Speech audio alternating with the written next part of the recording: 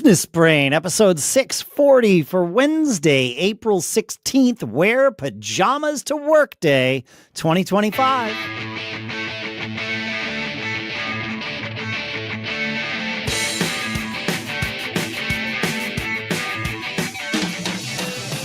Greetings, folks, and welcome to Business Brain, the show where we take a few ideas, we analyze them, we dissect them, we use them to tune our business brains so we can each keep living those charmed lives. SelectQuote.com/businessbrain is one of our sponsors. That's where you can go to get the right life insurance for you for less. And of course, Shopify.com/businessbrain. That's where you can go to sign up for your $1 per month trial period. We will talk more in depth about both of those in a little bit. For now, here in Durham, New Hampshire, I'm Dave Hamilton. And here in Lafayette, I'm Shannon Jean. How are you, man?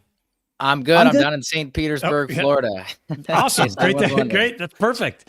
Good to have you here, Colin. We're here. We have Colin Rutherford on the show today. If you're not watching the live stream and listening, like most of you will be, Colin, we met about a year ago up on X, right? Yep. Awesome. That's great. So I've been following you. I think one of the biggest things I followed in the beginning, you took off on a viral post about Bottle Night and got like 9 million views or some crazy thing like that. Yeah, it was actually 62 million views. No way. Yeah. 62 million views on that one post, and then I had some comments underneath it, and then some subsequent posts. The total Bottle Night experience, we can say, was about 75 million impressions on X. Were you monetized before then? I was not. That got me over the hump. So I was probably imagine. About like 2/3 of the way there, I would say. That's at the time. Great. That got me over the hump. I made $602 basically from that post. Oh man, that's cool. Yeah. Something. The thing about what I loved watching that and watching you, and I want to get some background on your business, and then I want to talk about the way I've seen you maneuver in the last year, which is great. So tell our listeners about, tell us your story, the businesses that you've been in, what you've started, what you're doing now. Give us the key points. Absolutely. So originally from Buffalo, New York, I grew up my whole life playing ice hockey. I was lucky enough to get recruited to play hockey at a Division I level at Dartmouth College. So while I was there at college, I actually launched my first business there, Green Box Storage. So basically what we do is we provide a summer storage service for college students. So at the end of the spring semester, we pick up their items, we store their items over the summer, and then we drop their items back off in the fall when they're back on campus. So that was my first real experience launching a business. And that was back in 2019. It's 2025 now. So about over 5 years been running that. We've been running well. We've been growing every year. We're at about 23 schools across the country right now. Wow. And we've been scaling it. I've got a great team underneath me now that's been able to help a lot with that. And yeah. Okay, so I have a question already. You and I have never met before, though it's possible that in November of 2019, I saw you here in Durham, New Hampshire as the UNH team. I think it was a tie game, and I think it ended in overtime. But there is a stigma. Stigma is the wrong word.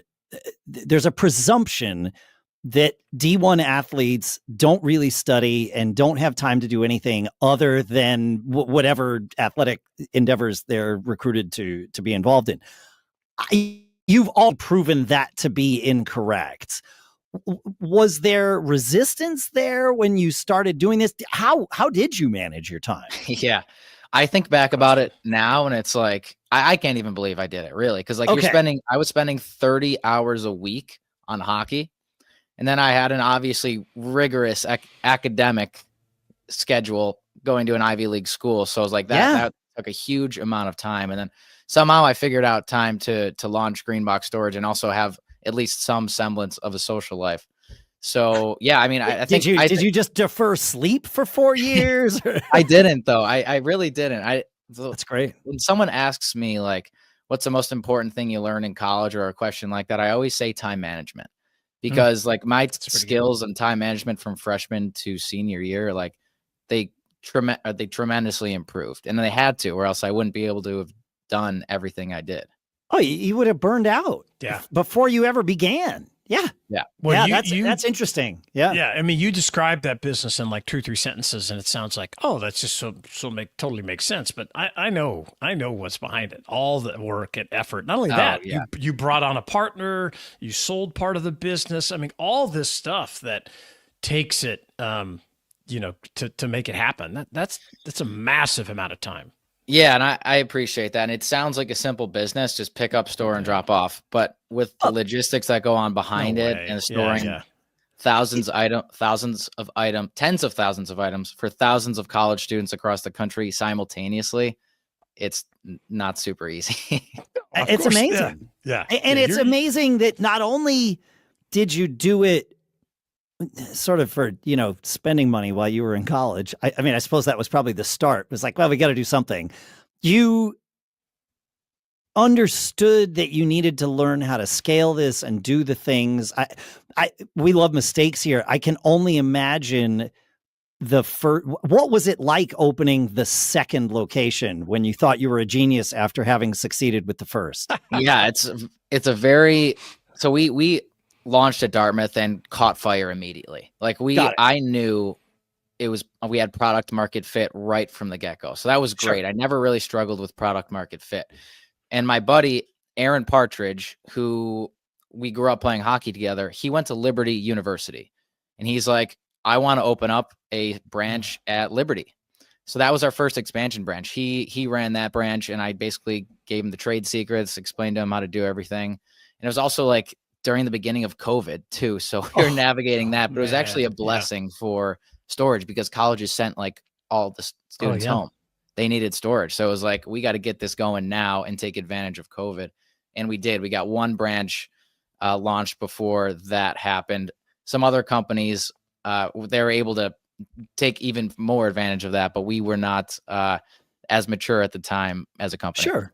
But yeah, that was our first expansion branch. And then Shannon also mentioned that I sold part of the company. I sold 20% of Greenbox Storage to Aaron because I wanted to bring him on full time. He did such a great job at Liberty. That's great. Interesting. What a great way to source a business partner, to have them essentially work, not just essentially work for you, but in a environment where Aaron clearly was on his own to succeed or fail with your guidance. It wasn't like you were over his shoulder every day in that location. He had to make it happen. Right. Yeah. I've still to this day, I've never been to Liberty. So yeah, it was all him. Yeah. That's outstanding. I love that. Well, and the way you have to think to put a deal like that together is very different than when you started. And it's you mature as a business owner to figure that stuff out. I bet I would argue that I want to talk about what you're doing now, but I would argue that helped you get to where you are today as well. Absolutely. Sure.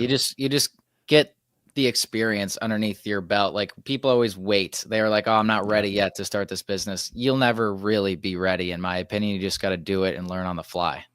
That's huge. That's some of the best advice we've ever heard on this show. I'm still not ready to, let alone, forget about starting another business. I'm not ready to run the businesses that I have, let alone start a new one. And yet you just have to keep doing it. You just do it. You just make it happen. Yeah. All right. I want to talk about our two sponsors because look, you've worked hard to build something, your business, your future, your secret underground innovation bunker. So why leave your legacy unprotected? And that's where our sponsor, SelectQuote, comes in. With nearly 40 years of experience, SelectQuote helps you find the right life insurance fast, affordable, and customized for your needs. Their agents work with top carriers to get you up to $5 million in coverage, possibly same day, with no medical exam if you're in good health. And yes, they shop around so you don't have to. This is about protecting your assets, your family, and everything you've built, all while still living that charmed life you deserve. SelectQuote. They shop, you save. Get the right life insurance for you for less at selectquote.com/businessbrain. Go to selectquote.com/businessbrain today to get started. That's selectquote.com/businessbrain. And our thanks to SelectQuote for sponsoring this episode. And now look, You already know that I use our sponsor Shopify to sell merch for my other podcasts. And every time I launch a product, it feels like I've hired an entire e-commerce department, but without the meetings or the awkward team building exercises. Shopify powers 10% of all e-commerce in the US. Wow. With ready-made templates, AI tools that write your product copy, and a checkout experience so smooth it practically sells for you. That little purple Shop Pay button, that's the secret sauce. And it might just convert faster than coffee at a Monday morning staff meeting. If Shopify were a person, I'd nominate it for Entrepreneur of the Year, or at least let it run my fantasy football league. If you're ready to sell, you're ready for Shopify. Turn your big business idea into ka-ching with Shopify on your side. Sign up for your $1 per month trial and start selling today at shopify.com/businessbrain. Go to shopify.com/businessbrain. Again, shopify.com/businessbrain. And our thanks to Shopify for sponsoring this episode. Okay, Colin. I've been trying to grow on X like for the last year or so, right? And especially in the beginning, I just copied you. I would watch you try new things over and over and over. And when you mentioned how many subscribers you had on your newsletter in a post, I just did that. When you did something, like this, I was like, you know what? That's the way. He kept trying new things, coming up with new ideas. And even if it didn't get traction, he would then just roll to the next. So number one, thank you for that. I always say best practices, but I'm just copying. But talk about pivoting and being, the mindset that's required to try all this new stuff. Much of it that doesn't work. Some of it does work, I imagine, but tell our listeners about how you power through that. Yeah, I could go in a lot of different directions with this. I think my overall thesis with social media is you have to get in post content that people engage with, that boosts it in the algorithm. And then they'll also see your other content, maybe that's more valuable that you're teaching them. And then that'll drive views and followers on your profile. So that's kind of like my overall thesis on how to grow on social media in general. I guess regarding pivoting, yeah, I started in June 2023 and it's been quite a ride. It almost been 2 years now. I'm at 10,000 followers and I didn't really I'm not that smart, guys. I don't really invent ideas on my own. I usually just see other people doing them and I try to implement them myself, either in a slightly different way or the same exact way or in an underserved market, which is exactly what I did with Greenbox Storage. And if it works for me, I continue to do it. So a lot of those things you're mentioning, Shannon, I bought a course from Justin Welsh, super popular creator on X. And he has this awesome course, spent $150 on it. And it really just provided me so much insight for how to grow and how to drive leads to your subscribers with a pre-CTA and a post-newsletter CTA and just so many different things, the content flywheel, he calls it too. So you just have to figure out what works for you. And if it doesn't, after a really good effort, move on to something else. Yeah. How do you know when that effort didn't work? I mean, I know you can, the numbers and the analytics and everything else, but sometimes I'm concerned that I didn't give it enough time or maybe I didn't do it right. How do you know when it's time to pivot and try something different?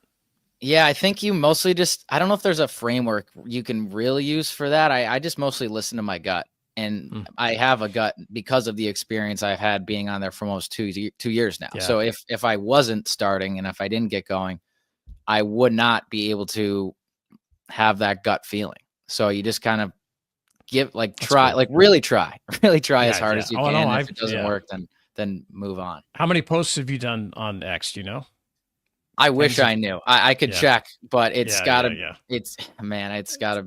tens of thousands, right? Tens of thousands.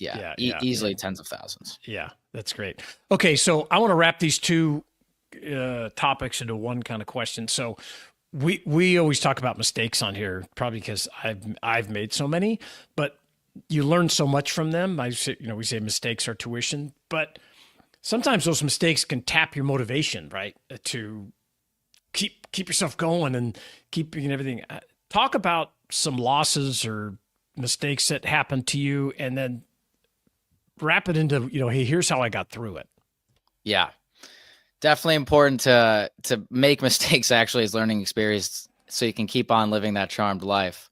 But yeah, this one experience I had growing green box storage from 6 to 18 branches in 1 year. So I think it was 22 to 23. We tripled the branch presence of the company. I had graduated from grad school. I went to Bentley University for a year of grad school because of COVID. They gave us an extra year of eligibility for hockey.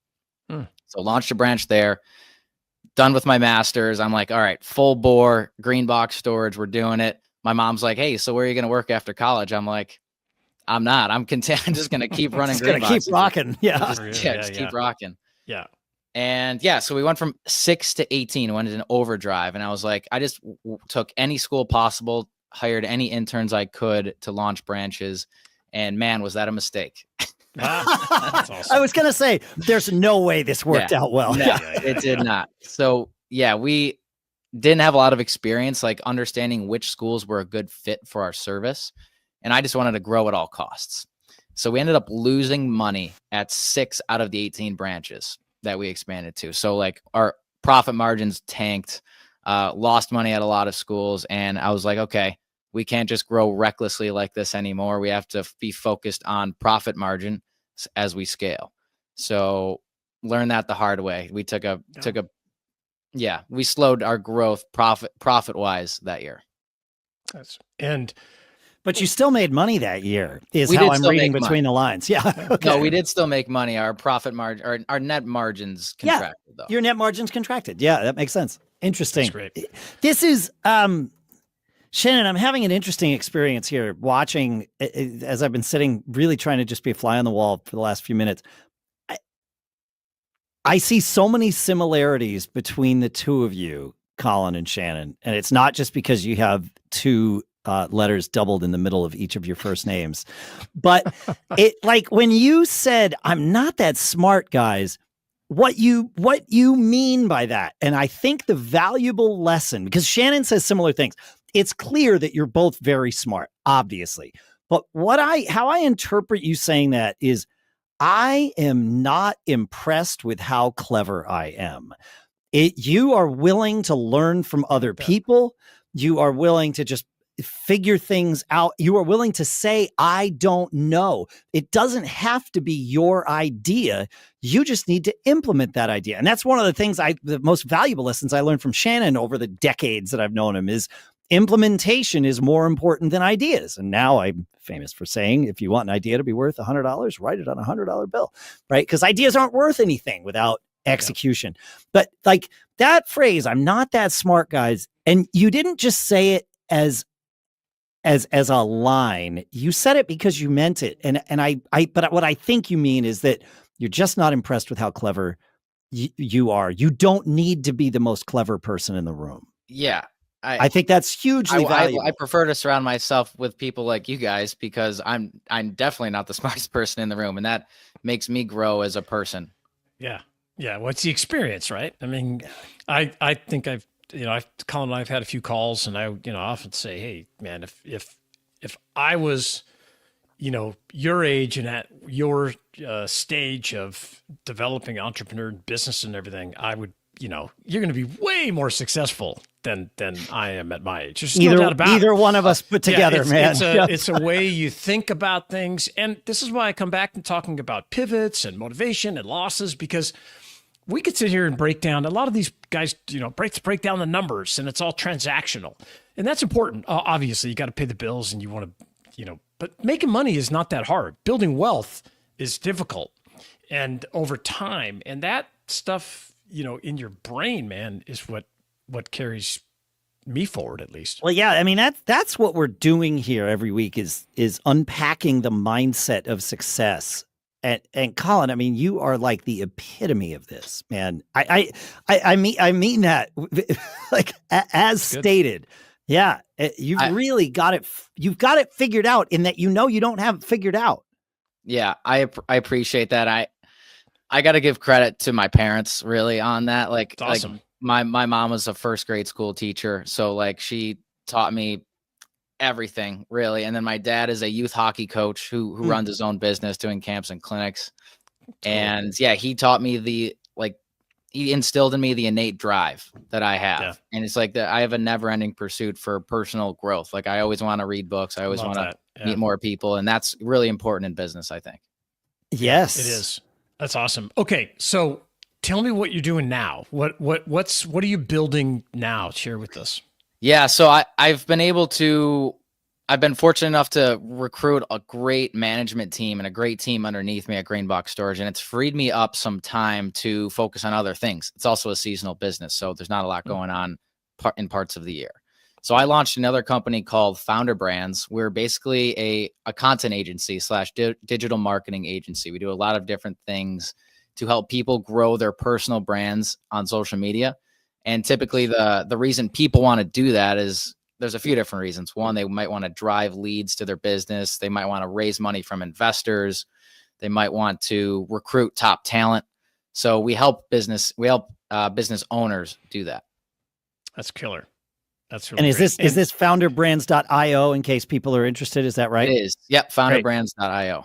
Great. That's great. That's awesome. I'm gonna make sure people Okay, know where to that's find great. So, talk about managing your businesses. It sounds like everything's remote. What tools do you use? Give us some feedback on how you make the magic happen. Yeah, I love remote businesses. The freedom that comes along with being able to manage a team remotely is unmatched. But Yeah. I also never really had that in-office experience because I'm 27. So my only office experience is an internship my sophomore year of college. That's it. But I do like being able to be remote. Tools wise, use a lot of tools. So the most, I bet. we probably just mention the most important ones. I think Google Workspace is probably the most prominent one in my business, just for organizing SOPs, organizing communication documents, files, videos, all that stuff. Slack, I use across both companies for communication. So that's the primary mode of communication. We use a bit of AI too lately, especially with Founder Brands to make the content, not creation process, but the organization of it and for first drafts. And then there's a lot of human editing that goes in after the AI. That's time consuming, and it has to be, or else the content's going to suck. Yes. Yeah. Yes. That's great. Great. We find the same thing here. We obviously we do a whole segment on Fridays called Friday AI, and a lot of what we talk about is where you can use it and where it makes sense to step in as the human. And that's cool. Exactly right. Very man. cool. Yeah. Yeah. So I'd say those are the most prominent tools that I use. Yeah. And X, of course, if you call that a tool to drive. Yeah. Oh yeah. It's definitely a tool. What is your username on X for our listeners who want to follow you? It's Colin with 2 L's _ RUTH89. So Colin _ Ruth 89. And and we'll put it in the show notes too at businessbrain.show. I did check, and you've posted over 18,000 times. So just wanted to call that out. Yeah. You got to put in the reps, dude. Right. Absolutely. I don't know if that includes comments, but I post 3 times per day, every single day for the past almost 2 years now, just original posts. So yeah, it's a lot. That's a lot. Yeah. Well, this is great. It's super motivating, man. Give us a tip or two you can leave our listeners with as we wrap things up. Things that you found important that you'd want to share with them. Absolutely. So going back, obviously, as a business show, I think in my brief experience so far, to scale a business, you need to put the right people in the right places. And I've been able to do that. Thankfully, this year was really the first year I've been able to do that at Greenbox. I have such a great management team, customer support department, technology department. And it's just made my life so much easier and less stressful because we have great systems and a great team. So I think that's the number one thing to scale a business is a great team. Yeah, I would agree. That's awesome. And it's just like you said, starting small, learning. I imagine you wouldn't have known how to, put together that great team 5 years ago or 6 years ago. So it's just, the key is getting involved, getting in the game, starting something, see where it goes. And I love hearing, your story and watching you grow. It's fantastic. And, thanks for coming and hanging out with us. Oh, this has been a blast. Let me know when the next time you want to have me back on. I have such a great time. All right, man. Absolutely. We will do it. Absolutely. It's great. It's great. Yeah. Go follow Colin. You can watch just a masterclass in making something out of nothing and turning it into something that people want to be involved in. And it's great. I commend you for everything you've accomplished. Thanks, Shannon. Thanks, Dave. Really appreciate it. Yeah, pleasure having you, man. Really, really great. Folks, visit the show notes at businessbrain.show. We'll have links to everything, including where you can follow Colin and find out more. Keep on living that charmed life. We'll see you on Friday.